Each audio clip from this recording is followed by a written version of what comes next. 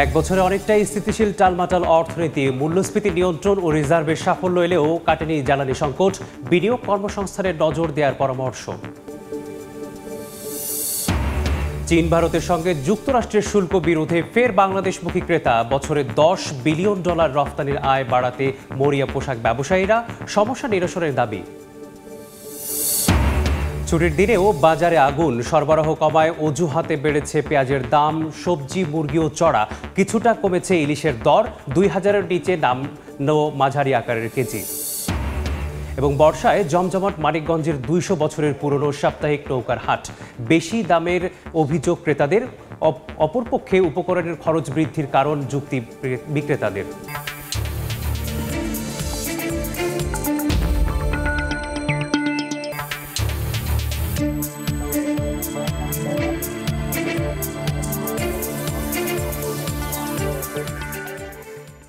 দেখছিলেন শিরোনাম। আমন্ত্রণ জানাচ্ছি দেশ ও দেশের বাইরের অর্থ বাণিজ্যের নানা খবর নিয়ে আমাদের নিয়মিত আয়োজন এ সময়ের বাণিজ্যে।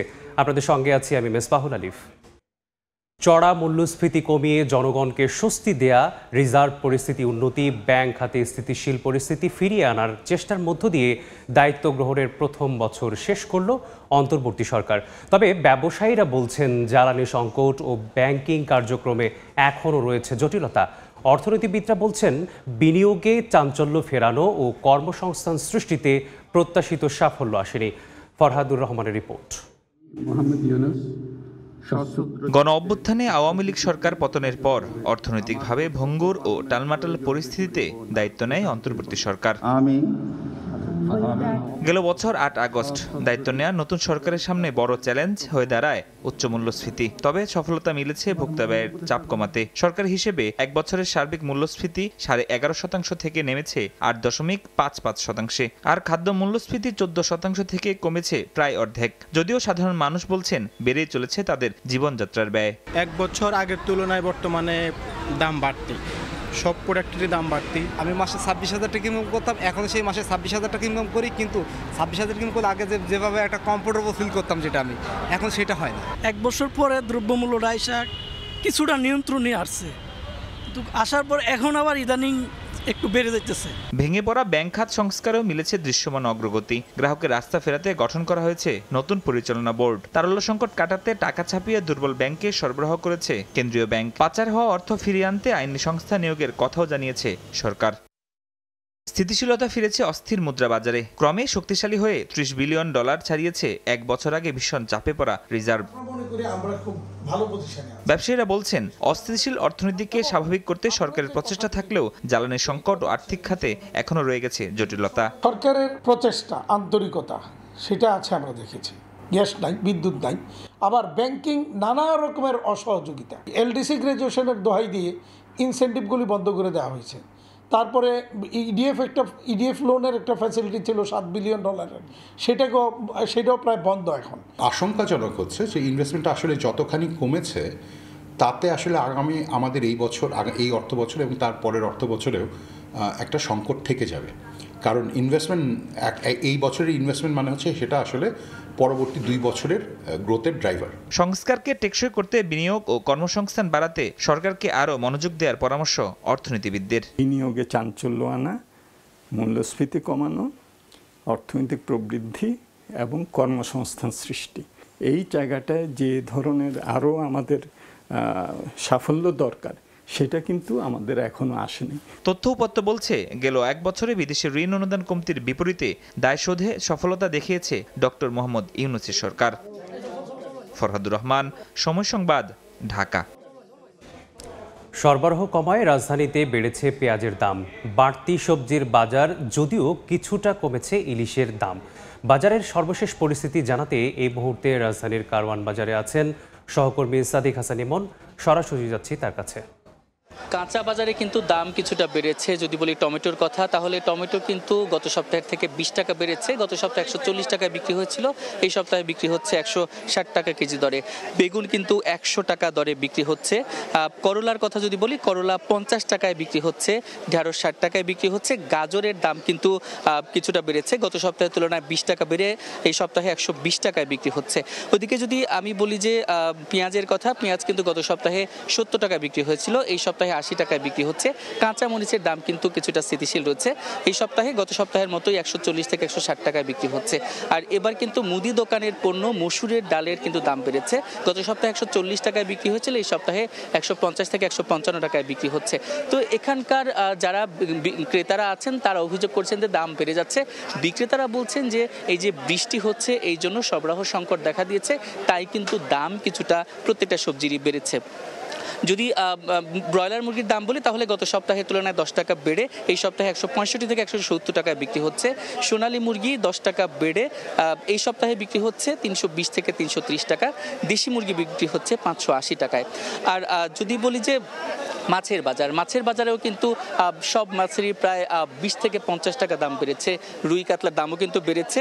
আর ইলিশের 1 কেজি ওজনের যে ইলিশ তা বিক্রি হচ্ছে 2400 টাকায়। আর যদি 700-800 গ্রামের যে ইলিশ, সেই ইলিশ কিন্তু বিক্রি হচ্ছে 1800 থেকে 1900 টাকা দরে। তো কারণ বাজার কাঁচা বাজার থেকে এই ছিল আমার কাছে সবশেষ। চীন ও ভারতের সঙ্গে যুক্তরাষ্ট্রের ট্যারিফ বিরোধে ক্রেতারা বাংলাদেশমুখী হওয়ার বছরে অন্তত $10 মিলিয়ন রফতানি আয় বাড়াতে মরিয়া গার্মেন্টস ব্যবসায়ীরা। ভারতের নেটওয়ার অর্ডার যেমন বাংলাদেশে আসার সুযোগ হয়েছে, তেমনি চীন থেকেই আসছে ফ্রি অফ কস্ট FOCর অর্ডার। শাখাওয়াত টিপুর ক্যামেরায় বিস্তারিত জানাচ্ছেন কমল দে। বাংলাদেশের ছোট বড় 4500 গার্মেন্টস কারখানার মধ্যে অন্তত 1300 কারখানা মার্কিন বায়ারের কাজ করছে। সাম্প্রতিক সময়ে মার্কিন যুক্তরাষ্ট্রের ট্যারিফ জটিলতায় এসব কারখানায় উৎপাদনে ধীরগতি নেমে আসলো, এখন তা কেটে গেছে। 1300-র মধ্যে 300 ফ্যাক্টরি আছে যারা 100% কিন্তু এক্সপোর্ট ওরিয়েন্টেড দেয়, ওদের ড্রাস্টিকলি কিন্তু একটা ভালো আসবে। বর্তমানে চীন ও ভারতের সাথে মার্কিন যুক্তরাষ্ট্রের যে ট্যারিফ সংঘাত চলছে তাকে কাজে লাগিয়ে বাংলাদেশ এক মৌসুমে অন্তত $3 বিলিয়ন এবং পুরো বছরে আরও $10 বিলিয়ন বাড়তি আয় করতে পারবে, এমনটি বলছেন গার্মেন্টস ব্যবসায়ীরা। এর মধ্যে বেশ কিছু নেটওয়ার পণ্যের বায়ার বাংলাদেশের পরিবর্তে ভারতের দিকে ঝুঁকছিল। এখন সে বায়াররা পুনরায় বাংলাদেশে ফিরছে বলে দাবি গার্মেন্টস ব্যবসায়ীদের। ইন্ডিয়ার চায়নার যে বিজনেসটা বাংলাদেশে আসবে, সে বিজনেসটাকে আমরা নেওয়ার জন্য যে লোকাল যে ফ্যাসিলিটিগুলো দরকার, এগুলো এই মুহূর্তে সরকার এবং BGMA বসে এগুলা বের করে নেওয়া খুবই প্রয়োজন আছে বলে মনে করি। তবে FOC এবং শুল্কায়ন সহ বিদ্যমান জটিলতা নিরসনে জাতীয় রাজস্ব বোর্ডকে এগিয়ে আসার আহ্বান BGMA এর। কমল দে, সময় সংবাদ, চট্টগ্রাম। সংসদ ভবনের LED হলে সংবাদ সম্মেলনে বক্তব্য রাখছেন ঐকমত্য কমিশনের সহসভাপতি অধ্যাপক আলী রিয়াজ। সরাসরি যাচ্ছি সেখানে। সহকারী একান্ত সচিব মন্ত্রীদের অভিপ্রায় অনুসারে সিভিল সার্ভিসের বাইরে থেকে নিয়োগ করা, এই বিষয়গুলো যেহেতু রাজনৈতিক দলগুলোর মধ্যে এতটাই মত পার্থক্য ছিল যে এগুলো ঐকমত্য কমিশন দ্বিতীয় পর্যায়ে আলোচনার জন্য আর উপস্থাপন করেনি এবং এগুলোর সুপারিশের বাইরে রেখেছে। প্রথম পর্যায়ের আলোচনায় কিছু বিষয়ে নীতিগত ঐকমত্য হলেও প্রক্রিয়া এবং পদ্ধতিগত বিষয়ে ঐকমত্য হয়নি। কমিশন সেই সব বিষয় দ্বিতীয় পর্বের আলোচনায় উত্থাপনের সিদ্ধান্ত গ্রহণ করে। এর মধ্যে কয়েকটি বিশেষভাবে উল্লেখ করা প্রয়োজন। এগুলো হচ্ছে লক্ষ বিশিষ্ট পার্লামেন্ট প্রতিষ্ঠা, সংসদে নারী প্রতিনিধি,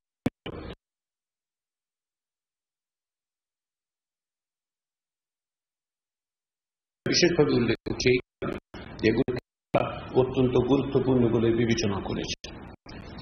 প্রাথমিক পর্যায়ের আলোচনায় 100 সদস্যের সমন্বয়ে দ্বিকক্ষ বিশিষ্ট আইনসভা অর্থাৎ বর্তমান জাতীয় সংসদের অতিরিক্ত একটি উচ্চকক্ষ প্রতিষ্ঠা ও নির্বাচন করার বিষয়ে 2/3 বেশি দল একমত হয়। কিন্তু উচ্চকক্ষ কিভাবে গঠিত হবে সেই বিষয়ে সংবিধান সংস্কার কমিশন এবং নির্বাচন ব্যবস্থা সংস্কার কমিশনের প্রস্তাব অর্থাৎ জাতীয় সংসদের নির্বাচনে প্রাপ্ত ভোটের সংখ্যানুপাতে, যাকে প্রপোর্শনাল রিপ্রেজেন্টেশন বলেই সাধারণত অভিহিত করা হয়, এর বিপরীতে কিছু দল জাতীয় সংসদের নির্বাচনে প্রাপ্ত আসনের সংখ্যানুপাতে প্রতিষ্ঠার প্রস্তাব দেয়।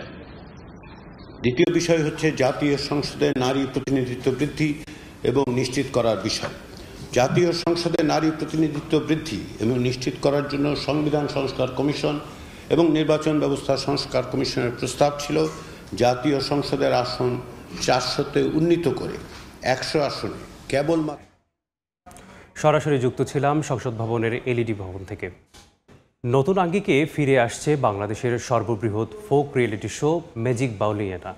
বৃহস্পতিবার রাজধানীর একটি হোটেলে সংবাদ সম্মেলনে প্রতিযোগিতার পঞ্চম আসরের আনুষ্ঠানিক ঘোষণা করা হয়। স্কয়ার টয়লেট্রিজ লিমিটেডের পৃষ্ঠপোষকতায় ও সান ফাউন্ডেশনের উদ্যোগে এই শো সম্প্রচার হবে মাছরাঙা টেলিভিশনে। এ সময় উপস্থিত ছিলেন স্কয়ার টয়লেট্রিজ লিমিটেডের সিইও মালিক মোহাম্মদ সাইদ, বিপণন প্রধান ডক্টর জেসমিন জামান ও মিডিয়াকমের সিইও ও মাছরাঙা টেলিভিশনের নির্বাহী পরিচালক অজয় কুমার কুণ্ডু।